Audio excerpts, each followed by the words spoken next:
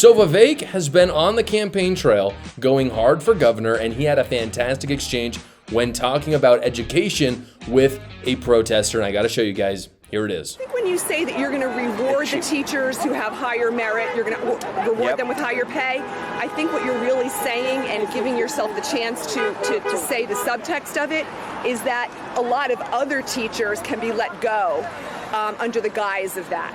Maybe setting the bar too high and then firing a lot of teachers. That's what I'm afraid of. What I want is to attract the best. So I know a lot of young people who want to go into the teaching profession who aren't going to do it because they don't make enough money doing it. Sure. I think we could make our state a magnet for the best educators across the country. But I do think there has to be some performance-based element to it. It's not all teaching to the test. I think teachers know, for example, in the school, who's carrying their weight and who's not. So one of the things you could have is peer assessments in the school. You could have parental assessments. Often parents know whether their kids are thriving in the classroom or not. So I'm open-minded to how we do it. But the status quo isn't working. I think we have to achieve at a higher level for our students in math and reading and writing and civic education, even financial literacy.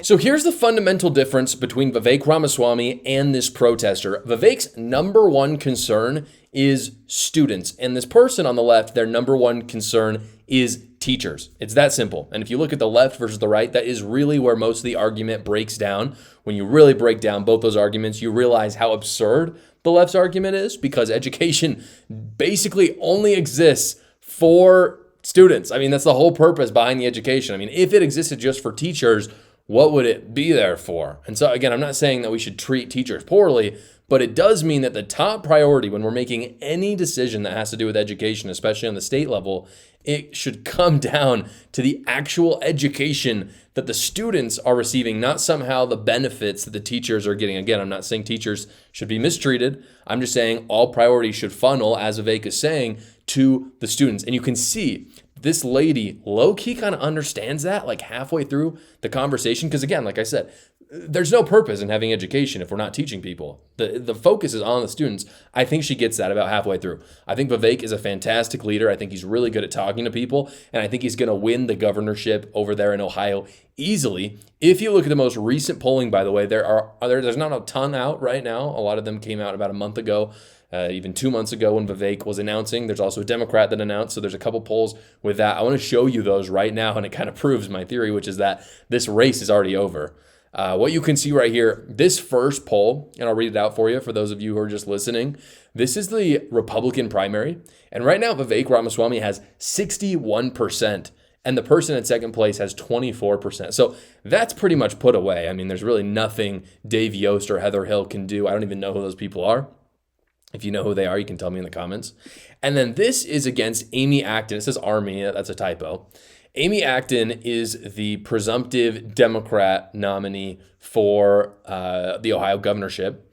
And what you see in this poll, this is kind of the most recent polling. It's super weird. The top two numbers don't really square up. They don't make any sense because on the opinion polls, they're pretty much tied.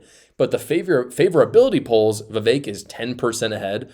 How that works, I don't really know. I don't think this is probably a very good poll. I think no one knows who Amy Acton is. So I think that's why. But the bottom part of this is what I think is really, really interesting. The Google Trends, and I think this is just in the state of Ohio, by the way, show that 94% more people are they're searching Vivek Ramaswamy than Amy Acton. So even the people who don't know Vivek all that well, or maybe they did know him and they're just wanting to see a little bit more about him, they're looking for him way more. And in terms of politics, any PR is good PR. If people are looking up your name, that's a good thing. No one knows who Amy is and they're not even looking her up.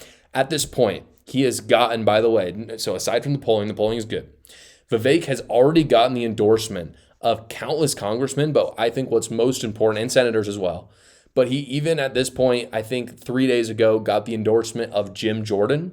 And then, of course, he has the endorsement of President Trump. So barring some sort of massive scandal, I think Vivek has this thing in the bag, no question. Did you know that hundreds of thousands of people are going to lose millions of dollars this year because they forget to file their taxes? This year, 88% of filers are getting a return of at least $3,000 back from the IRS, but there's a lot of people out there who are not filing, thinking they're going to lose money, and they're actually leaving money on the table. And that's why I partnered with Quick Tax America. Quick Tax America has gotten its average tax returner over $4,000 back from the IRS just this year. And unlike the other services that have raised rates because it's April, they have not raised rates at all. And all federal returns with them are only $69. It's one transparent price because it's their only price, no matter how complicated your taxes are. Quick Tax America ensures you get the best and biggest return possible, and they do all the work for you as well. All you have to do is upload your files, answer a few basic questions, and then schedule a 15-minute finish your return call with a tax professional to make sure everything is